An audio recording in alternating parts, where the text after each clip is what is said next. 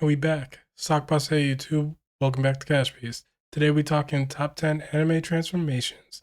Now, quick disclaimer, I haven't seen every anime that's out there, so this is my top 10. This is not your top 10. So these are just my 10 favorite. If you have your top 10, put it down below in the comments. And only one transformation per anime. Let's get it. Mob Psycho 100, question mark form.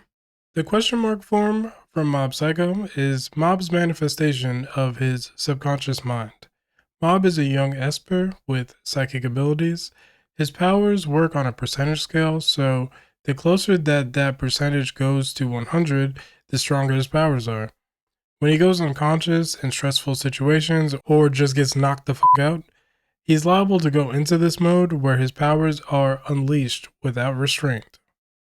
Attack on Titan, Titan shifting. Now I know I'm cheating here a bit, but whatever. I'm going to say the ability to shift into a Titan in general and not one specific Titan. At any given time in Attack on Titan, there are 9 Titan shifting abilities in circulation among the Eldian people. If you have one of these abilities, you can rapidly regenerate even mortal damage and turn into a giant Titan.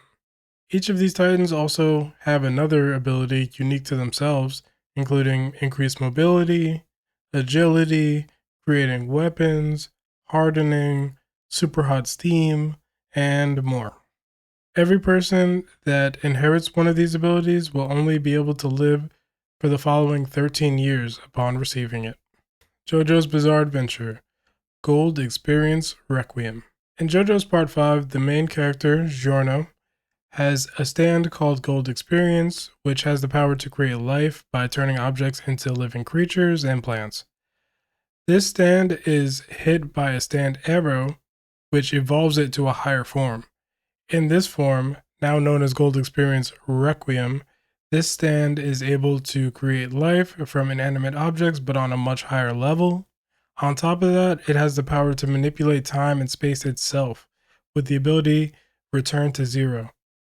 With this ability, GER, I'm going to say that for short, makes everything reverse backwards to a previous state, or basically hitting the undo button on reality itself.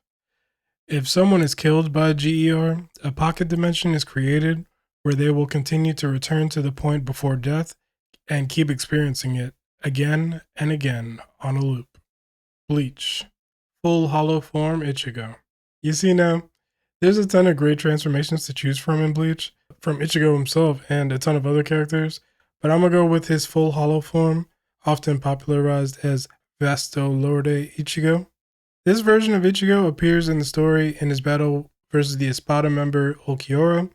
Ulquiorra decides to punch a hole through Ichigo's chest, seemingly killing him, but this nigga is not dead. The hollow part of him takes over and takes full control, and in this berserker-like state, hint for a transformation that's coming up pretty soon actually, Ichigo has astronomically increased power, speed, and spiritual power. He can also let off enormous Cero blasts. Prior to taking this form, he couldn't even hold his own against Ulquiorra, but after he makes extremely quick work of him. Berserk. Berserker Armor Guts. Okay, so next up we have the Berserk armor Guts wears from Berserk. Well, whenever he wears it, you know what I mean. Guts is the main character of the series Berserk. This armor is actually where this series gets its name from. When Guts wears this armor and it's activated, he gets enhanced strength and speed. This is because the armor allows his brain to turn off its pain receptors that will stop the human body from going past limits that may cause you to actually harm yourself. In the short term, horrible injuries like broken arms can be ignored basically, as the armor will protract into the bones and hold his arm together basically. However, doing so may cause severe blood loss. Guts almost dies a bunch of times in the manga just for the fact that he's wearing this armor and he's about to bleed out. Also, while this allows him to push past his limits, he also may lose his sanity to the Berserk armor and may lose his discernment of friend versus foe and basically attack whoever's in the immediate vicinity. And that's pretty much it. Naruto. KCM2 Naruto. Kyuubi Chakra Mode 2, or Kurama Mode, is gained by Naruto after gaining the trust of the nine-tailed fox demon inside him and learning his name as Kurama. In Kurama mode, Naruto is able to create massive tailed beast bombs and create chakra-based temporary transformations of parts of the Kyuubi, aka the nine-tailed fox, whether that's its head or one of its nine tails. His chakra and power increase so much that he can give a chakra cloak to an army of ninja while still fighting with some of the strongest villains in the entire series. So that pretty much speaks for itself. Yu Yu Hakusho, Mazuko Yusuke. Near the end of Yusuke's final fight with the first spirit detective, Shinobu Sensui, Yusuke is killed, but something deep inside him allows him to revive stronger than before. When he chases Sensui to the demon realm, he goes to save his friends that are getting completely worked in a 3v1. He goes to work against Sensui, but a being lurking deep inside his psyche takes over his body and transforms him into the Mazuku, making his hair grow and change color along with his skin, and he gets a bunch of tribal-like markings across his body. This demon Yusuke absolutely Sensui's shit up, finishing him off by shooting a much larger spirit gun than he normally would, filled with demon energy. Yusuke regains his consciousness as the shot already goes off to eviscerate Sensui, and so he's kind of filled with regret that it wasn't really him that got to finish off Sensui. So after this, he decides to investigate where this strange voice and power originate from. One Piece. Gears. Luffy. Okay, I know. I'm really cheating with this one, but I don't even care. Since no one else in the One Piece series uses gears, I'm throwing all of these transformations into one slot here. Now, all my One Piece fans are going to be mad in the comments. They're going to be like, well, if it's all the gears, this should be number one. But this is my list, so just relax. In Gear 2nd, Luffy is able to speed up his blood flow, and it allows him to hypercharge his rubber body, letting off steam, which allows him to shoot the end of his attacks out in a short-range blast. Luffy had a drawback of this ability, shortening his lifespan over multiple usages.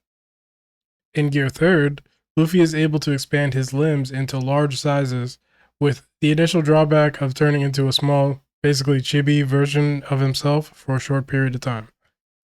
Luffy's able to upgrade each of these abilities after he learns Haki, and the culmination of this is Gear 4th, where he mixes the Haki with his Devil Fruit to create a new form, which can also be transformed into subforms, such as a defensive version in Tankman or a speedier version in Snakeman. The main drawback of Gear 4 is the massive amount of Haki it takes to maintain, and thus, if Luffy runs out of Haki, he will not be able to use it for a short period of time at all. Now, Luffy's peak, as far as gears are concerned, and his Devil Fruit being awakened, is manifested in the form Gear 5. In this mode, Luffy is at his freest and basically has Toon World powers and able to bend reality itself to his will. Luffy has shown the ability to gigantify himself, bend himself, things around him, and others, and manifest things out of nothing. Whenever Luffy exits this ability, he gets a very drained, old man-ish type appearance. We will see if there will be longer term ramifications for using this awakening. Hunter x Hunter, Adult Gone. Now, this is a very different transformation from everything else that's on this list. This transformation is the culmination of all the pent-up anger and sorrow and depression that Gon suffers once Kite is killed at the hands of the Royal Guard Pito, and he realizes that there's no way that he can save him. He creates a Nen Pact in which he'll give whatever is necessary to get the power of all the potential he'll ever have in his entire life to power himself up immensely in that one singular moment. In this form, he takes the appearance of an adult version of himself and has immense physical power, Nen control, and just whatever other type of power that there is, he got it. His abilities are the same as what he had learned up to that point before using this ability, but their power is just increased astronomically. He makes the quickest of quick work out of the Royal Guard Pito, who is shown to be as strong as some of the strongest Nen users in the known human world. Dragon Ball Z, Super Saiyan. Alright, last but not least, we got the ultimate classic transformation. You know, this is like the godfather of anime transformations in my book. I'm not gonna pull a Gears here and say all versions of Super Saiyan since multiple people use it, but the build up to the moment Goku uses it for the first time is one of the best in anime history. And when it's used in his fight against Frieza, its status as an iconic form is cemented. No other transformation on this list is a household name that even my mom knows. This transformation is number one because not only has it stood the test of time, but it has transcended being a part of anime and made its way into the modern lexicon.